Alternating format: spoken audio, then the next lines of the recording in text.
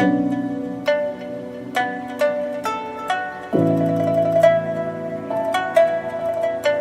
Friends, ഇന്ന് ഞാൻ ചൈനയിൽ ഗ്ലാസ് ബ്രിഡ്ജ് കാണാൻ വേണ്ടിയിട്ടാണ് വന്നു നടക്കുന്നത്.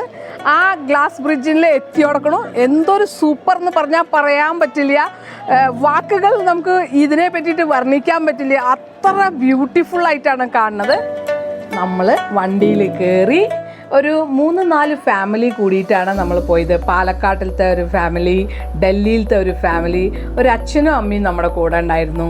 പിന്നെ ഒരു ചെറിയ കുട്ടി, ഒരു 3 വയസ്സായ കാർലോസ് നമ്മുടെ കൂടെ ഉണ്ടായിരുന്നു. പ്രീത, അതേമാതിരി നീതു, അതേമാതിരി അഞ്ജനി ഡൽഹിയിലത്തെയാണ്. ഇവർ ചെന്നൈയിലത്തെ.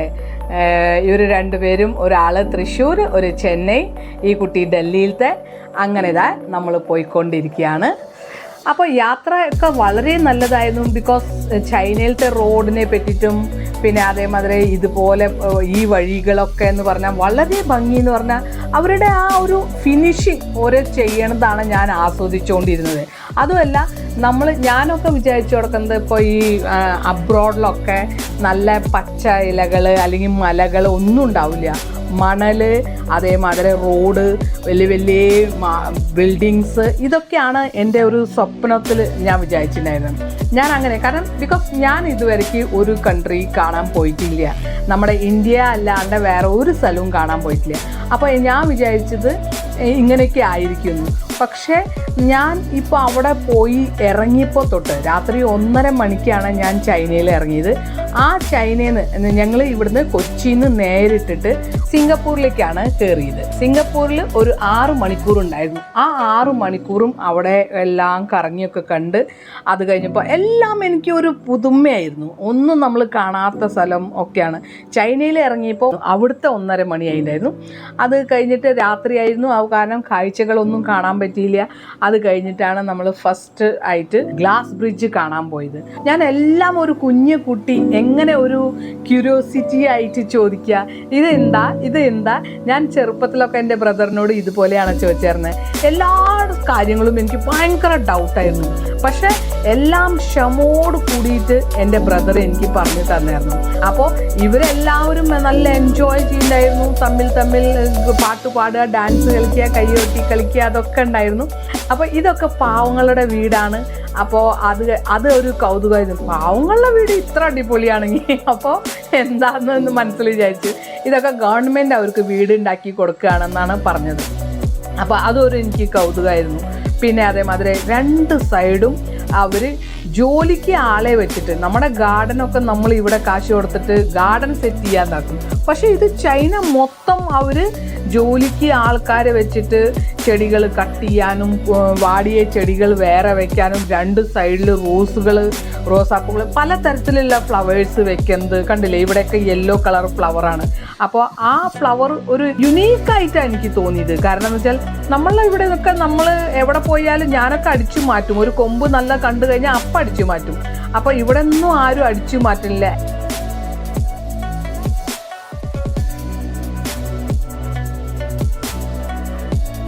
അപ്പോൾ അത് കഴിഞ്ഞിട്ട് ഞങ്ങൾ ഹോട്ടലിലെത്തി.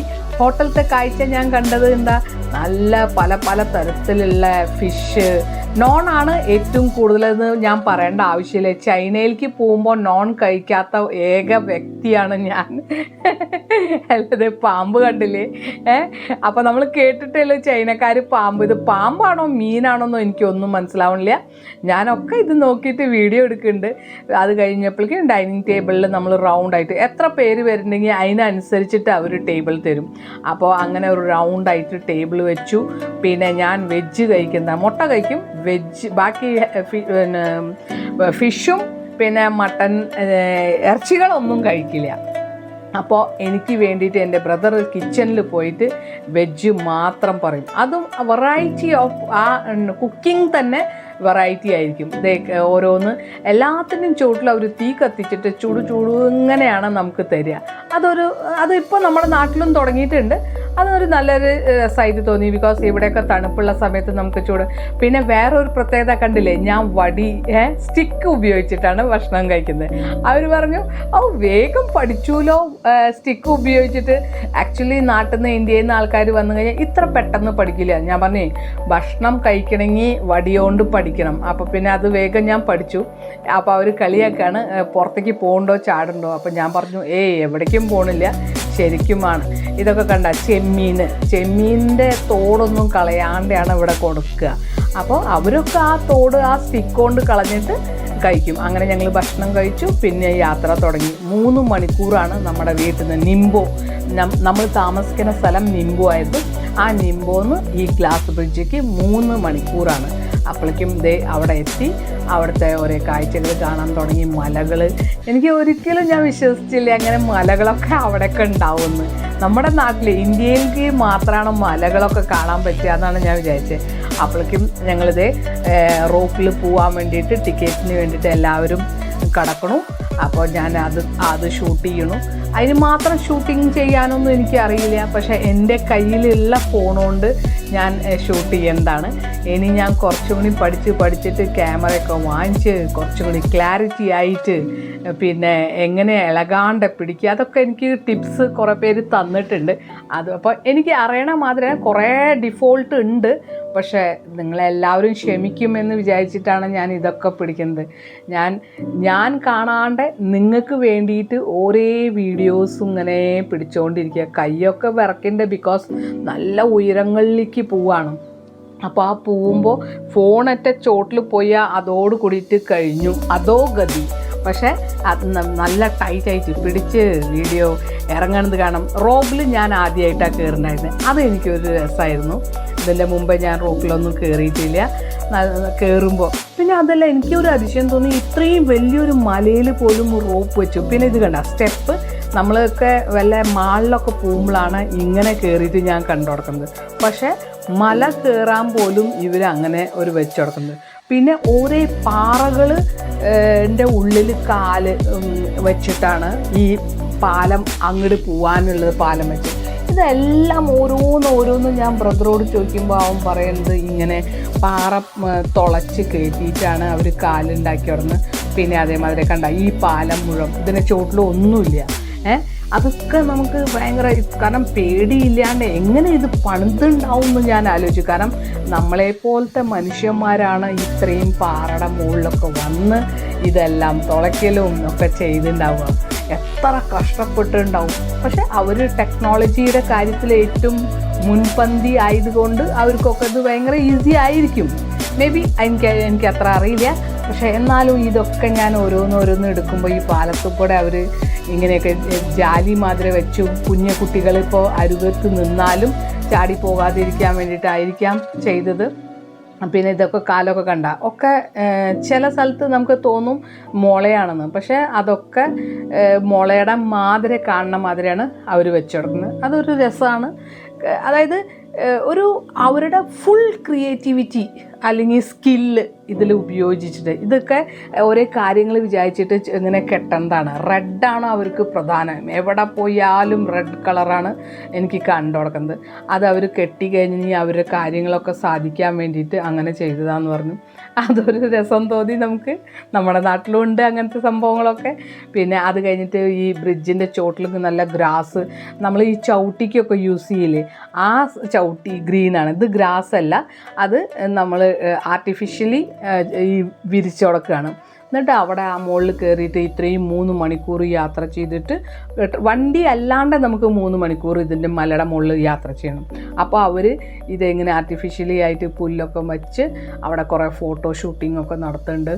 അത് കഴിഞ്ഞിട്ടാണ് മെല്ലെ കയറുക.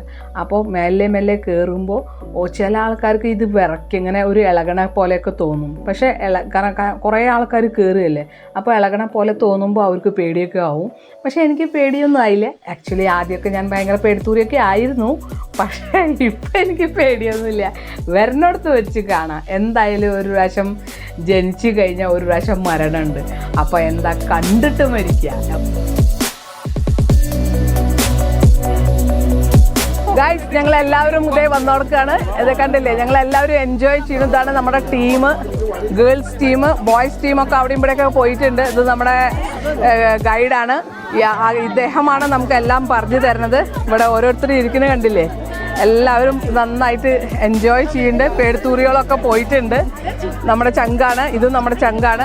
ചില ആൾക്കാർക്കൊക്കെ തല കറങ്ങണമൊക്കെ ഉണ്ട് ഇത് കണ്ടിട്ട്. പക്ഷെ എനിക്ക് യാതൊരു അങ്ങനത്തെ ഒരു സംഭവമൊന്നുമില്ല. ബിക്കോസ് നമ്മളിപ്പോൾ ഇവിടെ വന്ന് കാണാൻ വന്നത് നമുക്ക് ഒരിക്കലും സാധിക്കാത്ത ഒരു കാര്യമാണ് കണ്ടുകൊടുക്കുന്നത്. അപ്പോൾ ആക്ച്വലി ഞാൻ ശരിക്കും എൻജോയ് ചെയ്യാണ്. കാരണം വെച്ചാൽ ഇത് എല്ലാവർക്കും സാധിക്കാത്ത ഒരു കാര്യമാണ് ഞാൻ കണ്ടുകൊണ്ടിരിക്കുന്നത്. എന്തൊരു ഭംഗി എന്ന് പറഞ്ഞാൽ പോരാ. കാരണം വെച്ചാൽ ദൈവം സൃഷ്ടിച്ച ഒരു ബ്യൂട്ടിഫുള്ളായ, നാച്ചുറൽ ബ്യൂട്ടിഫുള്ളായ ഒരു സ്ഥലം നമുക്ക് കണ്ട് ആസ്വദിക്കുക. എൻ്റെ കൂടെ നിങ്ങളും ഇതെല്ലാ കാഴ്ചകളും കണ്ടുകൊണ്ടിരിക്കുകയാണ്. നല്ല ക്രിയേറ്റിവിറ്റി എന്ന് പറഞ്ഞാൽ പോരാ, അത്രയും ക്രിയേറ്റിവിറ്റി ആയിട്ടാണ് ഇത് ഉണ്ടാക്കി കൊടുക്കുന്നത്. നല്ല ഭംഗിയായിട്ട് തോന്നണില്ലേ? ശരിക്കും നല്ല മാതിരി ഒരു ഹാർഡ് വർക്കോട് കൂടിയിട്ട് ആൾക്കാർക്ക് ദൈവത്തിൻ്റെ ഒരു പ്രകൃതി സൗന്ദര്യം കാണാൻ വേണ്ടിയിട്ടാണ് ഇത് ഉണ്ടാക്കി കൊടുക്കുന്നത്. കണ്ടില്ലേ, ചില ആൾക്കാർക്കൊക്കെ പകുതി എത്തുമ്പോഴേക്കും തല കറങ്ങിയിട്ടൊക്കെ എല്ലാവരും ഇറങ്ങി പോകുന്നുണ്ട്. പക്ഷെ ഞാൻ മോള് വരെ എത്തിയിട്ടുണ്ട്. ഇനി ഒരു 3 മണിക്കൂറും കൂടി യാത്ര ചെയ്തിട്ട് വേറൊരു അറ്റം വരയ്ക്ക് എത്തണം എന്ന് പറയുന്നുണ്ട്. പക്ഷെ ഞാൻ പോകാൻ വിചാരിച്ചിട്ടുണ്ട്. ഒരുപാട് പേര് വന്നിട്ടുണ്ട്. നമ്മൾ കുറച്ച് ഫാമിലി, ഒരു 3-4 ഫാമിലി ഒരുമിച്ച് വന്നോടക്കാണ് നമ്മുടെ കൂടെ ഈ ഒരു കാഴ്ചകൾ കാണാൻ വേണ്ടിയിട്ട്. എന്തൊരു ഭംഗിയെന്ന് പറഞ്ഞാൽ പോരാ, ശരിക്കും ആസ്വദിക്കുകയാണ് ഞാൻ. ഞങ്ങൾ കാലത്ത് ഒരു 8 മണിക്ക് ഇറങ്ങിയതാണ്. 8 മണിക്ക് ഇറങ്ങിയിട്ട് ഇപ്പം ഞാൻ സമയം നോക്കണില്ല. കാരണം വെച്ചാൽ ഞാൻ ഇന്ത്യൻ സമയം മാറ്റിയിട്ടില്ല. ഒരു 3 മണിക്കൂർ നമുക്ക് യാത്ര ചെയ്യേണ്ടി വന്നു, ബസ്സിലാണ്. അപ്പോൾ 8 മണിക്ക് വന്നിട്ട് ഒരു 3 മണിക്കൂർ യാത്ര ചെയ്തിട്ടാണ് ഈ സ്ഥലം എത്തിയത്. അത് കഴിഞ്ഞിട്ട് ഒരു 3 മണിക്കൂറാണ് മുകളിലേക്ക് കയറിയത്. ഇത് എൻ്റെ ചേട്ടത്തിയമ്മയാണ്. ഇതേ നീതു നമ്മുടെ കുറേ വീഡിയോസിലൊക്കെ ഉള്ളത് നീതു ആണത്. കണ്ടില്ലേ, കുറേ പേര് പേടിച്ചോടിപ്പോയി എന്നാണ് പറയണത്. പക്ഷേ എനിക്കൊരു പേടിയും തോന്നുന്നില്ല. എന്തായാലും ഞാൻ ശരിക്കും എൻജോയ് ചെയ്യാണ്. അതെ, ഇത് കണ്ട, ഇത് നിങ്ങൾക്ക് കാണണമെന്ന് ഞാൻ വിചാരിക്കുന്നു. സൂപ്പറായിട്ടുണ്ട്, ഇത് പറഞ്ഞാൽ സൂപ്പറായിട്ടുണ്ട്. നന്നായിട്ട് അവർ ഉണ്ടാക്കിയിട്ടുണ്ട്. ഇത് കണ്ട, ചില ആൾക്കാർ ഇതൊക്കെ ഇങ്ങനെ മുകളിൽ നിന്നൊക്കെ പിടിക്കുന്നുണ്ട്, വീഡിയോ പിടിക്കുന്നുണ്ട്.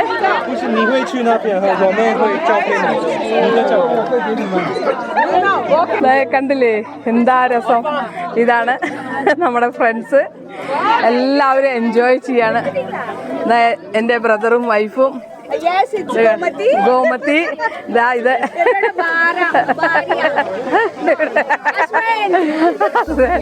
അവര് ചെന്നൈയിലുള്ളതാണ്. ഇതാ എൻ്റെ ബ്രദറും വൈഫും. ഇവര് ലവൊക്കെ കാണിക്കുന്നുണ്ട്, കാണിച്ചിട്ട് എൻജോയ് ചെയ്യാണ്. ഇവിടെ വന്നു കഴിഞ്ഞ് പേടിയില്ലാത്ത ആൾക്കാർക്ക് വന്നിട്ട് എന്തൊക്കെ ചെയ്യേണ്ടതെന്ന് ഒരു പേടിയില്ല.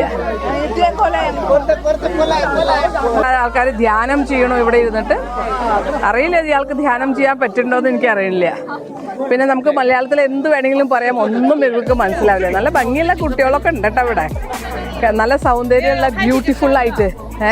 ഇവരുടെയൊക്കെ നാച്ചുറൽ സൗന്ദര്യമാണ്. ഇവരൊന്നും പുട്ടിയൊന്നും ഇട്ടിട്ടില്ല. ശരിക്കും കണ്ടില്ലേ,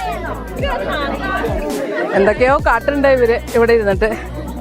കണ്ട, ഫുള്ള് ഈ ചോട്ടിലൊക്കെ നോക്കിയിട്ട് ചില ആൾക്കാർക്കൊക്കെ തല കറങ്ങിയിട്ട് പോയിട്ടുണ്ട്. ഞാൻ പക്ഷെ നല്ല രസമായിട്ട് നമ്മുടെ റോട്ടിലൊക്കെ നടക്കണ മാതിരിയാണ് ഞാൻ നടക്കണത്.